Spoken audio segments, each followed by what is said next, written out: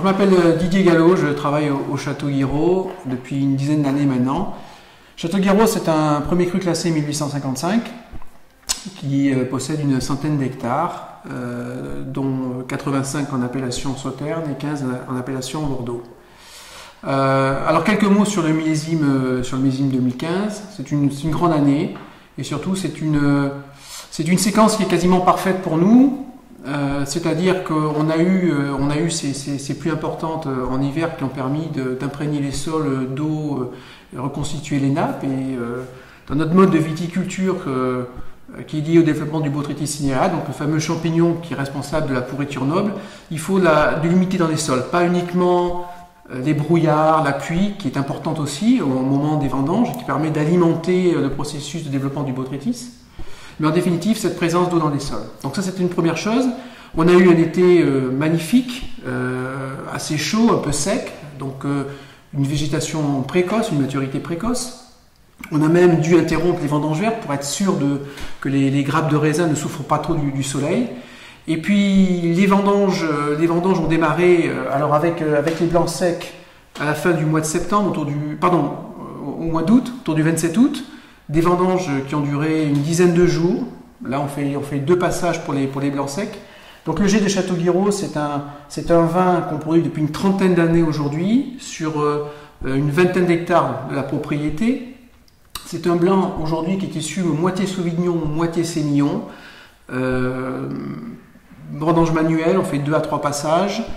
Du pressurage direct et puis la petite touche un petit peu originale, c'est de réutiliser les barriques du grand vin qui sont utilisées 2 ans pour la maturation du grand vin. Donc on récupère ces barriques pour la fermentation et l'élevage du blanc sec. Voilà, donc une fermentation qui va durer une dizaine de jours à 15 jours et puis un élevage qui va durer un peu moins de 6 mois avec du bâtonnage sur les lies fines pour apporter du gras, de la rondeur, mais conserver aussi toute la fraîcheur du Sauvignon qui est alimenté dans ce jet de Guiraud. Voilà. Donc ça c'était pour le blanc sec, donc un excellent jet de Guiraud, très équilibré, avec des notes très florales, des côtés pamplemousse, et puis toute la consistance du sémillon.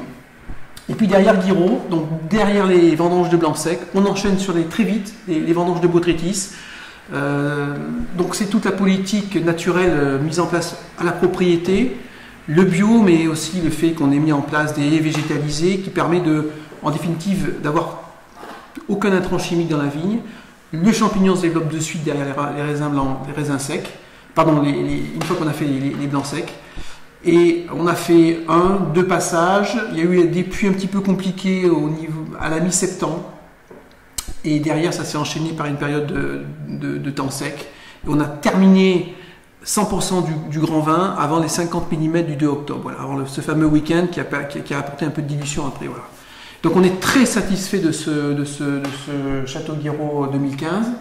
On retrouve l'assemblage classique. Là aussi, on a 1 tiers de Sauvignon, 2 tiers de Sémillon. Ce Sauvignon est important. Il permet d'apporter fraîcheur, minéralité, tension, vivacité dans ce sauterne. Donc un très très bel équilibre.